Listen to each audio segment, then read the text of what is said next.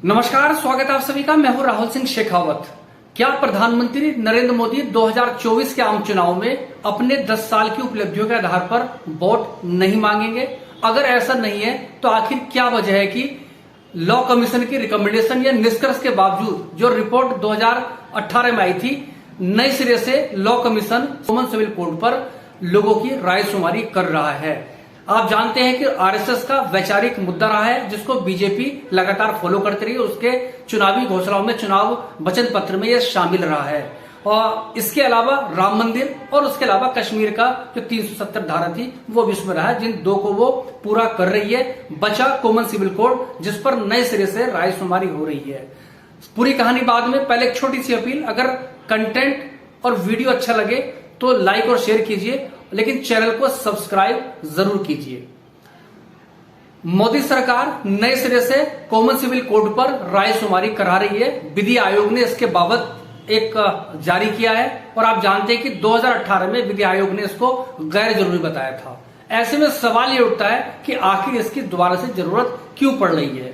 क्या इसके पीछे मंशा 2024 का चुनाव है? क्योंकि आप जानते हैं कि सत्ताधारी बीजेपी का ध्रुवीकरण की राजनीति उनका पैटर्न रही है या उनकी राजनीति का आधार रही है। और राम मंदिर, जैसा कि मैंने जिक्र किया है, वो बन रहा है और उसके अलावा 370 बीजेपी या मोदी सरकार हटा चुकी है।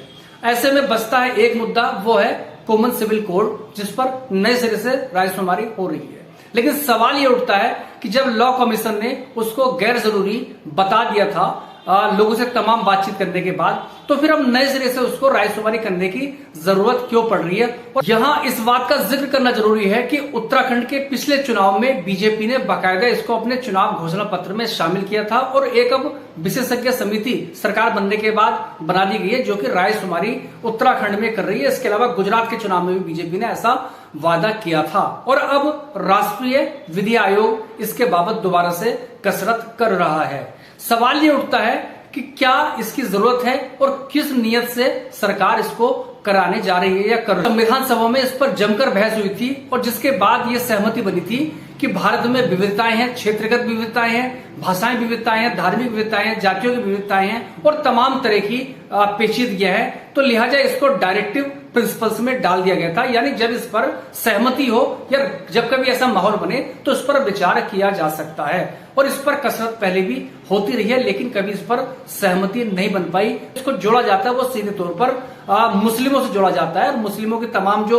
एक से ज्यादा शादियां होती है, जो उनका जो सिस्टम है, उसको टारगेट करते हुए हिंदू वोट बैंक को साधने के लिए ये एक मुद्दा रहा है। हालांकि वैचारिक तौर पर, हालांकि भावनात्मक तौर पर या व्यवहारिक तौर पर अगर इस पर सहमति बन जाए तो इसमें कोई बुराई नहीं है। लेकिन चूंकि सबके अपने अपने आग्रह अलग है, सबकी अपनी आकांक्षाएं अलग हैं। दक्षिण भारत का जो जनभावनाएं वो अलग है, उत्तर भारत की जनभावनाएं वो अलग है, नॉर्थ ईस्ट की बात करेंगे तो वो अलग है, बंगाल की बात करेंगे तो उसकी जनभावनाएं अलग हैं, और वैसे पंजाब की बात करेंगे तो जनभावनाएं अलग है। मतलब ये कि जहां एक संस्कृति है, जिस राज्य में या जिस क्षेत्र में एक अलग संस्कृति है, तो उसकी भावनाएं उसके आधार से या उसके रीति रिवाज, उसका धर्म को जीने या मानने के तरीके थोड़े से अलग हैं। और ऐसा नहीं कि सिर्फ मुस्लिमों में, हिंदुओं में भी, चाहे वो शादी को लेकर हो, चाहे वो सामाजिक चीजें हो, वो कई अलग अलग है, उत्तर और दक्षिण में अलग अलग हैं। तो सिर्फ ये कह देना कि मुस्लिमों में ही जो था ये भिन्नताएं हैं या उनकी यहाँ चीजें हैं, ऐसा नहीं है। असल संकट ये है कि 99% यानी 99% लोगों को अपने धर्म की पूरी समुचित जानकारी नहीं होती है। बमुश्किल 1% लोगों को धर्म की पूरी जानकारी होती है। मतलब ये कि जो 90% से ज्यादा लोग हैं वो सुनी सुनाई बातों के या अधकचरे ज्ञान के आधार पर अपनी परसेप्शन बना लेते हैं, और परसेप्शन बनवाने में राजनीतिक दलों का वोट के खातिर एक बहुत बड़ा योगदान होता है। यह बात सिर्फ हिंदुओं पर लागू नहीं होती, यह मुस्लिमों पर लागू होती है और बाकी धर्मों पर भी लागू होती है। क्योंकि कॉमन सिविल कोड का जो कॉन्सेप्ट आरएसएस का है, उसमें कहीं ना कहीं निशाने में मुस्लिम बिरादरी या मुस्लिम जो जाति है, मुस्लिम जो धर्म है, वो रहा है।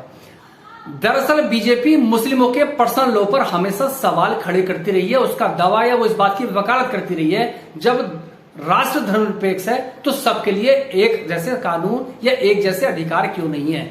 ये सुनने में, कहने में बात अच्छी लगती है, लेकिन इसका छोटी सी बात है। आप जानते हैं कि हिंदी हमारी राष्ट्रभाषा है, लेकिन पूरे देश में आज तक लागू नहीं हो पाई है। वजह वही है कि जो विविधता देश की है, सांस्कृतिक तौर पर और अन्य कारणों की वजह से वो उसमें आड़े आती है। और आप जानते हैं कि दक्षिण भारत में हिंदी का किस कदर विरोध या किस लेवल पर विरोध होता रहा है। उसी के अलावा पंजाब की बात करें तो पंजाब में सिख बहुल्य राज्य है, राष्ट्रीय स्तर पर वो अल्पसंख्यक है, लेकिन पंजाब में वो बहुसंख्यक है और बहुसंख्यक की वहां सरकार रही है। तो ये दिलचस्प चीज भारत की रही है। दक्षिण भारत की संस्कृति अलग है, उत्तर पूर्व की अलग है और उत्तर की अलग है, और इसी तरह से जो पश्चिमी राज्य हैं उनकी अलग है और जो कोस्टल हैं उनकी अलग है। दरअसल पेचीदगियां बहुत सारी हैं, क्योंकि इससे शादी वाला मामला जुड़ा है, इससे उत्तराधिकार वाला मामला जुड़ा हुआ है और अलग अलग धर्मों के अलग अलग व्याख्याएं इसमें की गई हैं। तो सब पर सहमति बन जाए अच्छी बात है, लेकिन नियत सही है तब तो कोई दिक्कत नहीं है। लेकिन नियत सिर्फ वोट बैंक है तब इसमें दिक्कतें आएंगी। दिक्कतें सिर्फ यहां तक नहीं है, दिक्कत समाज में विभाजन की भी। आप जानते हैं कि पहले ही समाज में वैचारिक तौर पर विभाजन हो चुका है और यह मामला और आगे बढ़ाकर ले जाएगा। और यही वजह है कि संविधान सभा में जब इस पर जमकर बहस हुई थी तो विविधता के आधार पर ही यह फैसला किया गया था कि इसको डायरेक्टिव प्रिंसिपल्स में डाल दिया जाए, ताकि कभी कोई सहमति इस मुद्दे पर बने तो ज्यादा अच्छा है इस पर कभी निर्णय ले लिया जाए। और सबसे बड़ी बात यह है कि लॉ कमीशन ने 2018 की जो उसकी रिपोर्ट थी उसका जो निष्कर्ष था उसमें इसको गैर जरूरी, यानी कि इसकी जरूरत नहीं, इसको अनावश्यक बताया गया था। अब यदि सरकार नए सिरे से 2024 के पहले इस पर राय शुमारी करा रही तो जाहिर सी बात है उसके नियत, उसके इरादों पर सवाल खड़े होते हैं। बेहतर होता कि सरकार एक ड्राफ्ट लाती कि आखिर कॉमन सिविल कोड का उसके पास ड्राफ्ट क्या है, तो उस ड्राफ्ट के आधार पर लोगों की अगर राय मांगी जाती तो मुझे लगता है कि बहुत ज्यादा एक बेहतर स्थिति होती, उससे चीजें साफ हो जाती। क्योंकि सब बेहतर होता है कि पब्लिक डोमेन में एक ड्राफ्ट डाल दिया था जिस पर जमकर लोग बहस करते हैं, जिस पर लोगों के सुझाव आते, उसके आधार पर सरकार के लिए निर्णय लेना आसान हो जाता और ट्रांसपेरेंसी भी उसमें कहीं ना कहीं साफ तौर पर दिखाई देती।